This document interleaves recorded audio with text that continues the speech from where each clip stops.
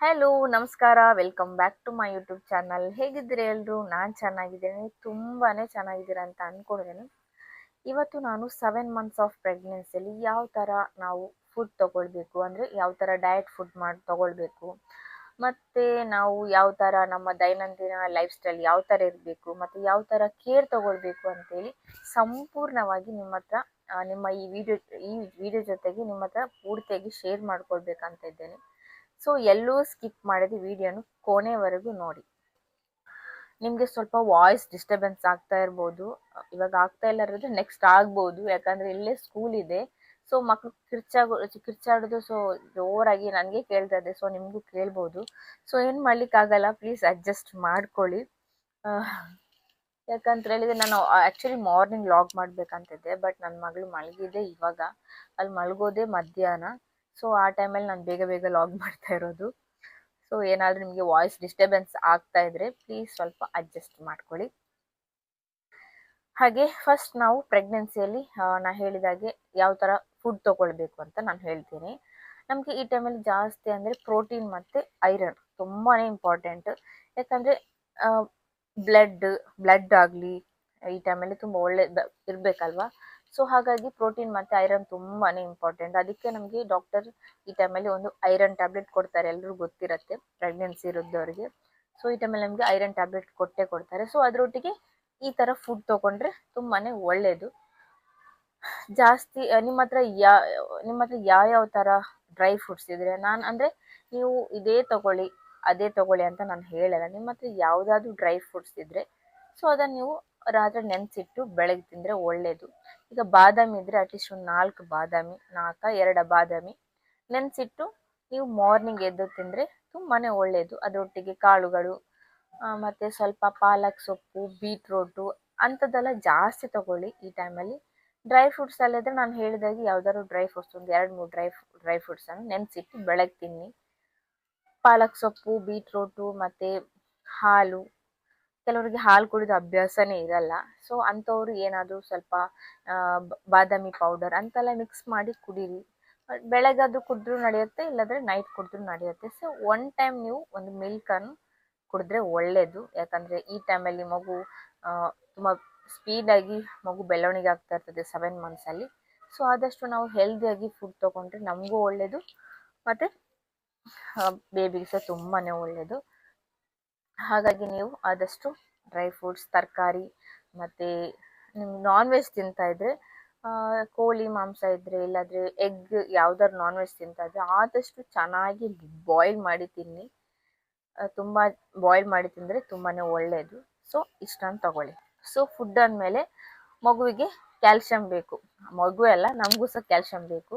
So ನಮಗೆ iron tablet ಒಟ್ಟಿಗೆ ನಮಗೆ ಕ್ಯಾಲ್ಶಿಯಂ ಟ್ಯಾಬ್ಲೆಟು ಕೊಡ್ತಾರೆ. ಯಾಕಂದರೆ ಮಗುವಿನ ಬೋನ್ ಒಳ್ಳೆ ಬೆಳವಣಿಗೆ ಆಗಲಿಕ್ಕೆ. ಸೊ ಹಾಗಾಗಿ ನಮಗೆ ಕ್ಯಾಲ್ಶಿಯಂ ತುಂಬಾ ಇಂಪಾರ್ಟೆಂಟು. ಸೊ ಅಂಥ ಟೈಮಲ್ಲಿ ನಾನು ಆವಾಗಲೇ ಹೇಳಿದೆ, ಹಾಲು, ಮೊಸರು, ಮಜ್ಜಿಗೆ ಇಂಥದ್ದೆಲ್ಲ ಜಾಸ್ತಿ ತಗೊಳ್ಳಿ. ಮಜ್ಜಿಗೆ ತೊಗೊಂಡ್ರಂತೂ ತುಂಬಾ ಒಳ್ಳೆಯದು. ಯಾಕಂದರೆ ನಮ್ಮ ಒಂದು ಜೀರ್ಣಕ್ರಿಯೆ ಈ ಟೈಮಲ್ಲಿ ತುಂಬಾ ಸ್ಲೋ ಇರುತ್ತೆ. ಸೊ ಮಜ್ಜಿಗೆ ತೊಗೊಂಡ್ರೆ ತುಂಬಾ ಒಳ್ಳೆಯದು. ಹಾಗಾಗಿ ಹಾಲು, ಮೊಸರು, ಮಜ್ಜಿಗೆ ಇಂಥದ್ದೆಲ್ಲ ಚೆನ್ನಾಗಿ ತಗೊಳ್ಳಿ. ಮತ್ತು ನಮಗೆ ಈ ಟೈಮಲ್ಲಿ ನಮಗೆ ಫೈಬರ್ ತುಂಬಾ ಇಂಪಾರ್ಟೆಂಟ್ ಅಂತ, ಆಯಿತಾ? ಯಾಕಂದರೆ ನಾರಿನಂಶ ಪದಾರ್ಥಗಳು ಹೇಳ್ತಾರಲ್ಲ. ಸೊ ನಮಗೆ ಈ ಪ್ರೆಗ್ನೆನ್ಸಿ 7 ಮಂತ್ಸ್ ಅಂತಲ್ಲ, ಫಸ್ಟ್ ಅಂದರೆ 2 ಮಂತ್ ಪ್ರೆಗ್ನೆನ್ಸಿಯಿಂದ ನಮಗೆ ಫೈಬರ್ ಅಂಶ ತುಂಬಾ ಇಂಪಾರ್ಟೆಂಟ್. ಯಾಕಂದರೆ ನಮಗೆ ತುಂಬಾ ಕಾನ್ಸ್ಟಿಪೇಷನ್ ಪ್ರಾಬ್ಲಮ್ ಇರುತ್ತೆ ಪ್ರೆಗ್ನೆನ್ಸಿ ಆಗುವಾಗ ಆದಮೇಲೆ ನಮಗೆ. ಯಾಕಂದರೆ ನಮಗೆ ಕಾನ್ಸ್ಟಿಪೇಷನ್ ಅಂತ ಹೇಳಿದ್ರೆ ಮಲಬದ್ಧತೆ ಪ್ರಾಬ್ಲಮ್, ಸೊ ಗ್ಯಾಸ್ಟ್ರಿಕ್ ಪ್ರಾಬ್ಲಮ್ ಎಲ್ಲ ಜಾಸ್ತಿ ಇರುತ್ತೆ. ಸೊ ಅಂಥ ಟೈಮಲ್ಲಿ ನಾವು ದಾಳಿಂಬೆ ಹಣ್ಣು ಮತ್ತು ಈ ಸೇಬು ಮತ್ತು ಹಸಿರು ಗ್ರೀನ್ ತರಕಾರಿ ಎಲ್ಲ ಜಾಸ್ತಿ ತಗೊಳ್ಳಿ. ನೀರು ಜಾಸ್ತಿ ತಗೊಳ್ಳಿ.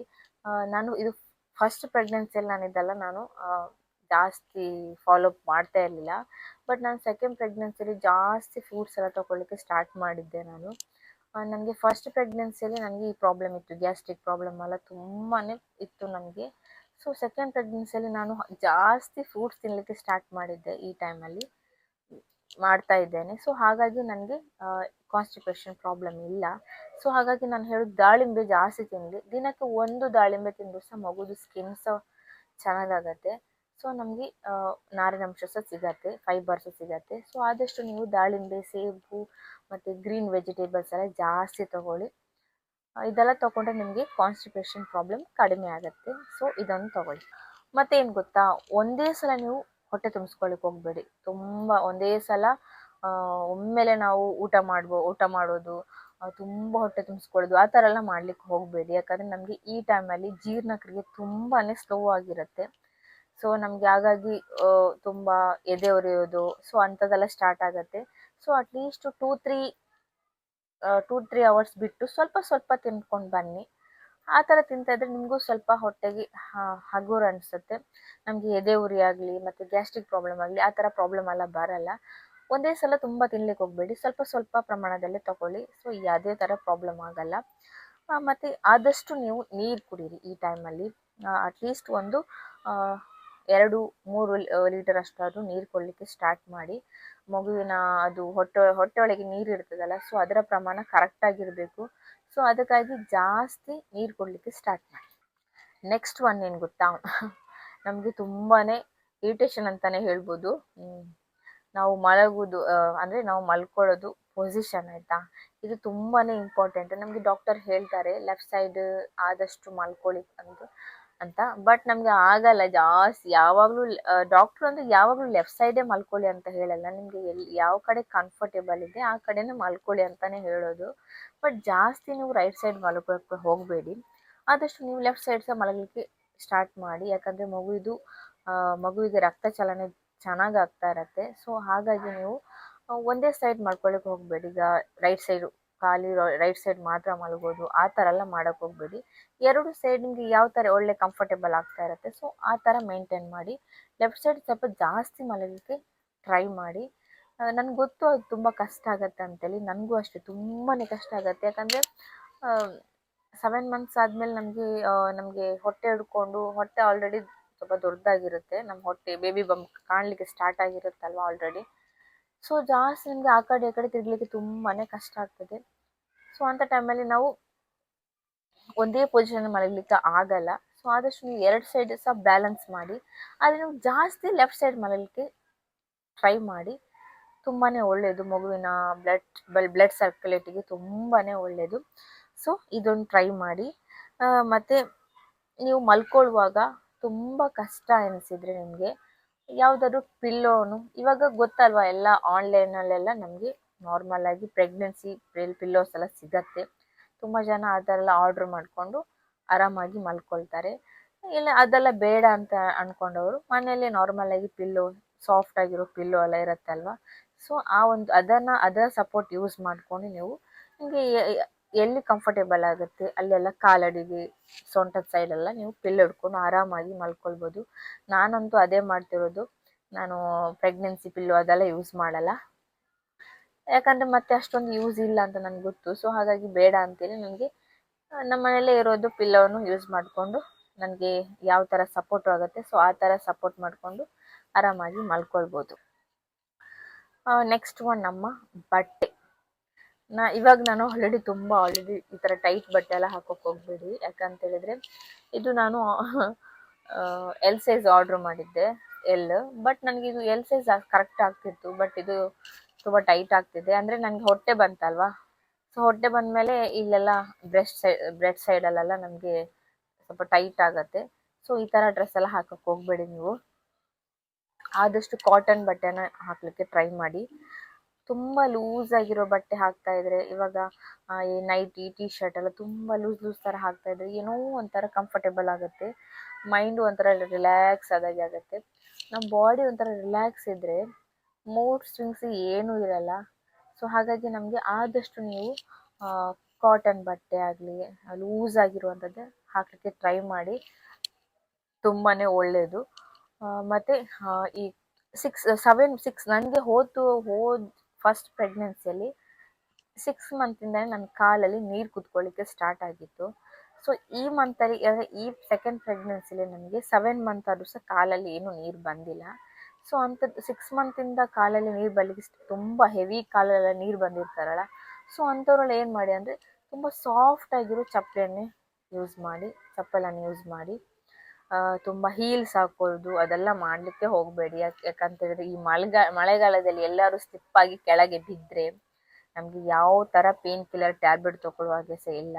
ಸೊ ಹಾಗಾಗಿ ತುಂಬಾ ನಾವು ಜಾಗ್ರತೆ ವಹಿಸ್ಬೇಕಾಗ್ತದೆ ಈ ಟೈಮಲ್ಲಿ. ಆದಷ್ಟು ಸಾಫ್ಟ್ ಆಗಿರುವ ಸ್ಲಿಪ್ಪರನ್ನೇ ಯೂಸ್ ಮಾಡಿ.